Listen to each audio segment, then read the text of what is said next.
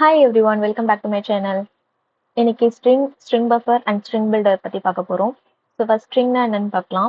ஸ்ட்ரிங்னா அது ஒரு ஆப்ஜெக்ட். ஏன்னா நிறைய பேர் வந்து டேட்டா டைப்னு நினைச்சிட்டு இருக்காங்க. ஸ்ட்ரிங்கிறது டேட்டா டைப் கிடையாது, அது ஒரு ஆப்ஜெக்ட். ஸோ இதனால ஞாபகம் வச்சுக்கோங்க. அண்ட் ஸ்ட்ரிங் வந்து immutable. Immutable means once you create a string you can't change it. ஒரு டைம் நீங்க ஸ்ட்ரிங்கை கிரியேட் பண்ணிட்டீங்க, நீங்க ஸ்ட்ரிங் வந்து அலோன் கொடுத்து சேவ் பண்ணிட்டீங்க அப்படின்னா அதுக்கப்புறம் உங்களால அதை அப்டேட் பண்ண முடியாது. நீங்க எஸ்டிஆர் ஈக்குவல் டு வேர்ல்டுன்னு கொடுத்தாலும் சரி, வேற என்ன வேர்ட் கொடுத்து நீங்க சேஞ்ச் பண்ணாலும் ஒரு நியூ ஆப்ஜெக்ட் தான் கிரியேட் ஆகுமே தவிர ஆல்ரெடி இருக்கிற ஹலோ வந்து ஓவர் ரைட் ஆகாது, ஐ மீன் அப்டேட் ஆகாது. ஓகேவா? அதுதான் இம்யூட்டபிள்.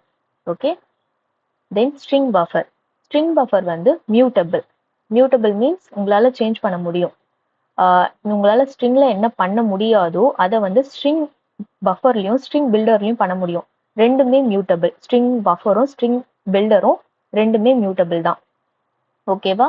ஸோ அதனால ஒன்ஸ் நீங்க இதுல கிரியேட் பண்ணீங்க, ஒரு ஸ்ட்ரிங்கை வந்து ஸ்ட்ரிங் பஃபர்லையும் ஸ்ட்ரிங் பில்டர்லையும் கிரியேட் பண்ணீங்க அப்படின்னா உங்களால அதை ஈஸியா சேஞ்ச் பண்ண முடியும். அதுல நிறைய ஆப்ரேஷன்ஸும் உங்களால பண்ண முடியும். அப்டேட் பண்ணலாம், அப்பெண்ட் பண்ணலாம், டெலீட் பண்ணலாம், எல்லாமே பண்ணலாம். ஓகேவா? ஏன்னா அதுல இன்பில்ட் மெத்தட்ஸ் எல்லாமே அவைலபிளா இருக்கு. ஸோ அதெல்லாம் நீங்க யூஸ் பண்ணிக்கலாம். ஃபார் எக்ஸாம்பிள் இங்க பாருங்க, இங்க வந்து ஸ்ட்ரிங் பஃபர் வந்து இப்படிதான் கிரியேட் பண்ணணும். நீங்க ஒரு ஆப்ஜெக்ட் எப்படி கிரியேட் பண்ணுவீங்களோ அப்படிதான் ஸ்ட்ரிங் பஃபர் அண்ட் ஸ்ட்ரிங் பில்டருக்கு ஒரு ஆப்ஜெக்ட் கிரியேட் பண்ணுவீங்க. நியூ கொடுத்து தான் ஆப்ஜெக்ட் கிரியேட் பண்ணுவீங்க. கன்ஸ்ட்ரக்டர்ல ஸ்ட்ரிங்கோட வேல்யூ கொடுப்பீங்க. இதுதான் ஸ்ட்ரிங் பஃபர் ஆப்ஜெக்ட். ஸோ இந்த ஆப்ஜெக்ட் நேம் யூஸ் பண்ணி நிறைய இன்பில்ட் மெத்தட்ஸ் எல்லாமே ஸ்ட்ரிங் பஃபர்ல இருக்கு. அந்த மெத்தட்ஸ் எல்லாம் யூஸ் பண்ணி நீங்க அந்த வேர்ட்ல என்ன வேணாலும் பண்ணிக்கலாம். வேர்ட் மீன்ஸ் அந்த ஸ்ட்ரிங் வேல்யூல நீங்க என்ன வேணாலும் அப்டேட் பண்ணிக்கலாம், டெலீட் பண்ணிக்கலாம். ஸோ நிறைய இன்பில்ட் மெத்தட்ஸ் இருக்கு, நீங்க அதை செக் பண்ணி பார்க்கலாம். ஓகேவா? ஸோ இங்க வந்து அப்பெண்ட் பண்ணியிருக்கோம். Okay, and also string buffer வந்து thread safe, synchronised. Okay, multi த்ரெட்டிங்ல நீங்க ஸ்ட்ரிங் பஃபர் நிறைய யூஸ் பண்ணலாம். ஓகே, ஆல்சோ இது மல்டி த்ரெட்டிங் அப்படிங்கிறதுனால நிறைய த்ரெட்ஸ் யூஸ் பண்றோம் அப்படிங்கிறதுனால இது கொஞ்சம் ஸ்லோவா தான் இருக்கும். Okay,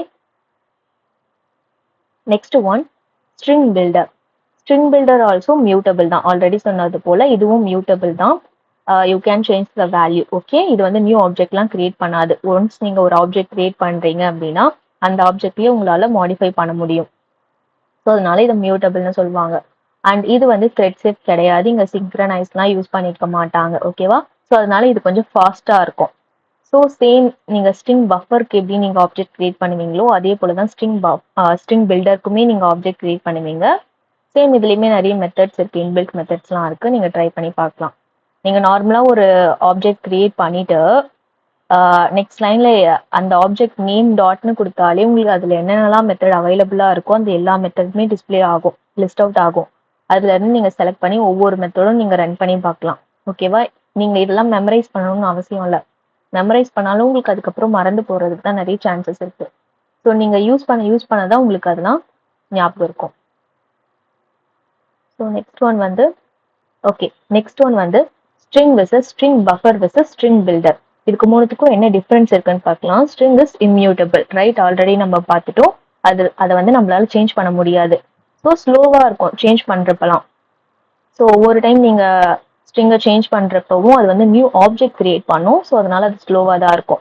and string buffer and string builder வந்து மியூட்டபிள். ஓகே, உங்களால சேஞ்ச் பண்ண முடியும். பட் ஸ்ட்ரிங் பஃபர் வந்து த்ரெட் சேஃப். ஸோ அதனால ஸ்லோவா இருக்கும். ஸ்ட்ரிங் பில்டர் வந்து நாட் த்ரெட் சேஃப். இதுல சிங்க்ரனைஸ்லாம் யூஸ் பண்ணிருக்க மாட்டாங்க. ஸோ அதனால இது ஃபாஸ்டாவே இருக்கும்.